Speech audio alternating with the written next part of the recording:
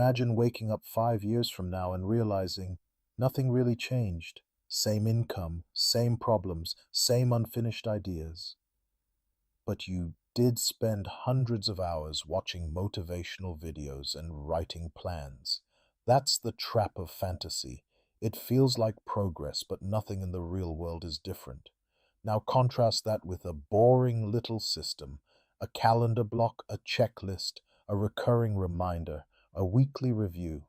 Not inspiring, not Instagrammable, but after 5 years, it quietly rebuilt your skills, your finances, and your life.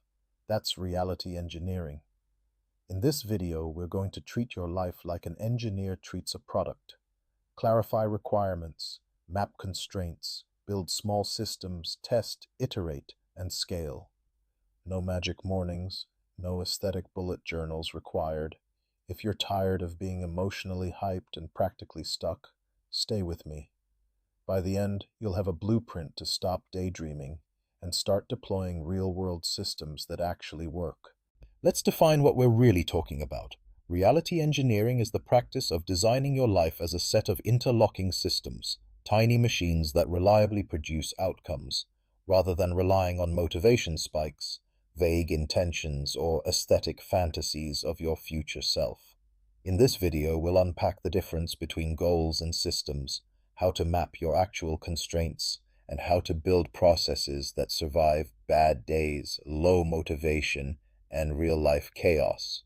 We'll walk through practical examples, from health and learning to money and creative work, so you can see how this looks in the wild, not just on paper. If you're new here and you like thinking about life as something you can design, not just endure, consider subscribing and tapping the notification bell so you don't miss future deep dives. And if you can, watch this one through to the end. The later sections pull everything together into a simple, repeatable framework you can start using this week. First distinction: systems versus fantasies. A fantasy is a vivid picture of a desired future. I'll be fit, I'll be rich, I'll be confident on stage. Fantasies live in your head and your feelings. Systems live on your calendar, your spreadsheets, your checklists, and your environment. A system answers very boring questions. What exactly happens? When? Where? Triggered by what? How do I know it worked? Who else is involved? You can point at a system. You can show it to someone. You can run it on a bad day. The danger is that fantasies are emotionally satisfying right now. They give you a dopamine hit without requiring change. They also create impossible standards. Anything less than the fantasy feels like failure. Systems, by contrast, are humble. They focus on one repeatable action you can take under realistic conditions. Reality engineering starts when you stop asking, "Who will I be?" and start asking, "What will I do?" repeatedly, regardless of mood. You can't engineer reality if you don't first see it clearly. Most plans fail because they're built on wishful thinking, not constraints. Engineers start with requirements and limitations. Budget, materials, time, environment. You need the same mindset. Begin with a brutally honest baseline. Where are you actually spending your time? What is your real energy pattern across the day? What skills do you truly have and not have yet? Track a normal week without trying to optimize it. That's your raw data. Then map constraints, family obligations, work hours, commute, health limitations, money, even emotional bandwidth. Constraints are not excuses, they're design parameters. They tell you what kind of system can survive in your life. When you respect constraints, you stop copying other people's routines that don't fit you. Instead, you build something you can actually run. Fantasy ignores constraints. Reality engineering treats them as the blueprint's edges, the shape of the game board you're really playing on. Goals are useful, but only as direction, not as operating instructions. Read 50 books this year is a goal. Read 10 pages after lunch every weekday is a system. Reality engineering is the translation layer between the two. Take any big goal and walk it down a staircase of specificity. Step 1. Outcome. What do you want? Measurably. Step 2. Driver activities. What actions reliably move that metric? Step 3. Convert those actions into calendar-linked routines with clear triggers. After X, at Y time, in Z place. The key test: if you handed your system to a clone of yourself, same life, same constraints, could they execute it without further explanation? If not, it's still a wish. Also, build for the minimum viable win, the smallest version of the action that still counts. If your system only works on perfect days, it isn't a system. It's a fantasy in a spreadsheet costume. One of the most powerful forms of reality engineering is environment design, shaping the physical and digital spaces around you so the right action is the path of least resistance. Think of your environment as the default script your body runs when your brain is tired. If your phone is the first thing you see in bed, you'll scroll. If a book is open on your pillow, you'll read. This isn't about willpower, it's about proximity, visibility, and friction. Start small. Lay out your workout clothes the night before. Pre-open the document you need to write. Keep healthy food at eye level. Hide or uninstall the biggest distractors. Arrange your desk so that the tools for your most important system are literally within arm's reach. A good environment turns discipline into logistics. You don't have to be a different person. You just have to make your current self slightly more likely to do the right thing over and over again. Systems live or die by feedback. Engineers obsess over telemetry, measurements that tell them how the system is actually performing. Most people rely on vibes. That's why they feel lost. For any system you build, choose one or two simple metrics. If you're writing, maybe it's words drafted per week or sessions completed. If you're improving health, maybe it's weekly workouts or average sleep hours. The metric should be easy to track and tightly tied to your behavior, not just long-term outcomes.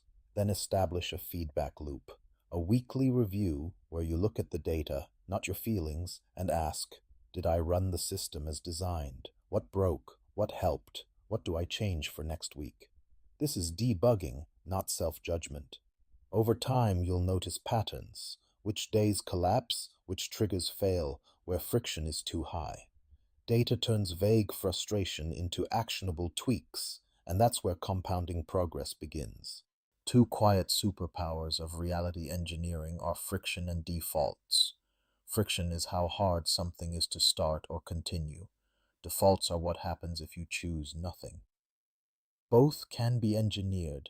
To make a behavior more likely, decrease friction, shorten setup time, group tools together, make the first step tiny and obvious.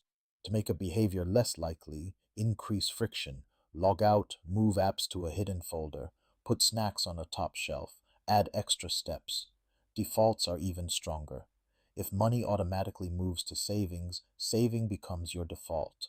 If meetings default to 25 minutes, bloat shrinks. If you default to planning tomorrow before you end today, your mornings start on rails. Ask yourself, what are the current defaults in my life? What happens if I do nothing different this month? That trajectory is your real plan.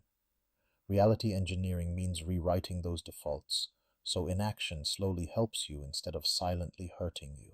You don't just manage time, you manage capacity, energy, attention, and emotional bandwidth. A system that ignores capacity will look perfect on paper and fail in reality. Map your energy curve across the day. When are you mentally sharp, socially open, or physically restless?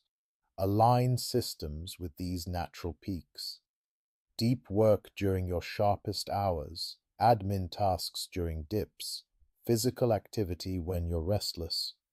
Also, respect recovery as part of the system, not a reward for finishing it. Sleep, breaks, light walks, and unstructured time are what keep the machine from overheating. Overloaded systems become brittle. One disruption and everything crashes. If you're constantly failing your routines, you probably designed them for an imaginary robot version of you. Reality engineering assumes you'll be tired, stressed, distracted, and occasionally unmotivated. and build systems that still function under those conditions instead of demanding peak performance every day. Motivation is too unstable to be the foundation of your life, but that doesn't mean emotions don't matter.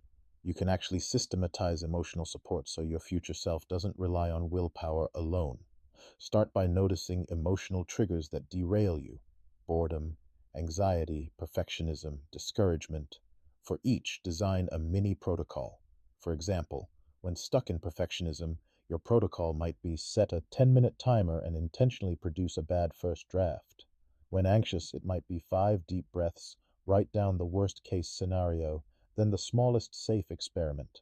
Also, embed emotional rewards into systems: a specific playlist only for deep work, a small ritual at the end of a session, a visual tracker that shows streaks.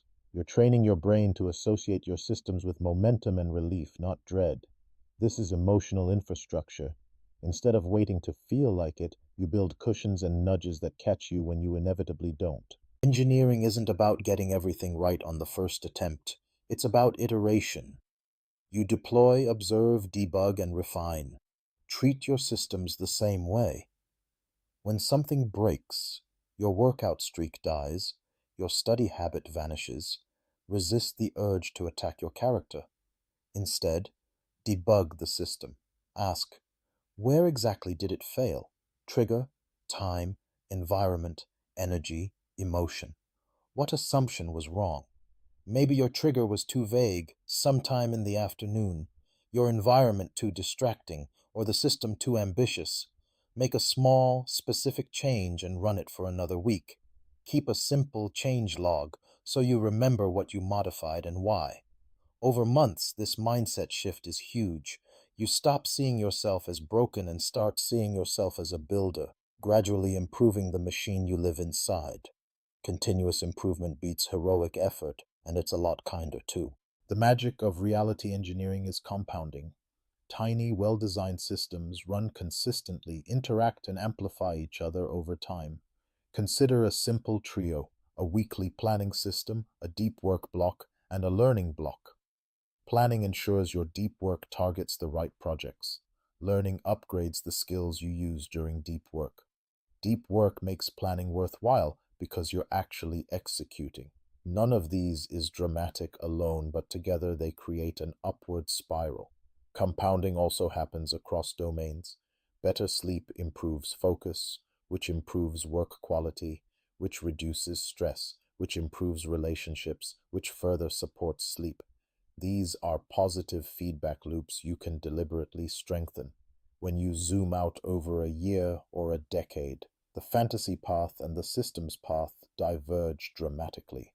One is full of intense resolutions and repeated resets. The other looks almost boring day to day, until you realize you've quietly become a different person through thousands of small engineered repetitions. Let's ground this in a quick case study. Say you want to launch a side project, maybe a small online product, while working a full-time job. The fantasy version: binge tutorials, imagine big revenue, build an elaborate brand, then burn out. The reality engineered version might look like this: baseline your week and find 3 60-minute slots you can protect. Design a simple system: 2 slots for focused build work, 1 slot for learning and review. Environment: same location, same time, tools prepped the night before. Metrics: sessions completed, not revenue. Feedback loop: weekly 15-minute review to decide the next tiny milestone. Emotional protocols: a checklist for feeling overwhelmed and a rule that the minimum viable session is 10 minutes of progress. Over 6 months, that small system gives you roughly 72 focused build sessions and 24 learning sessions. That's the difference between an abandoned fantasy and a shipped reality, even if nobody on social media ever sees the grind. Let's pull this together. Reality engineering means treating your life like an evolving system, not a mood-driven movie.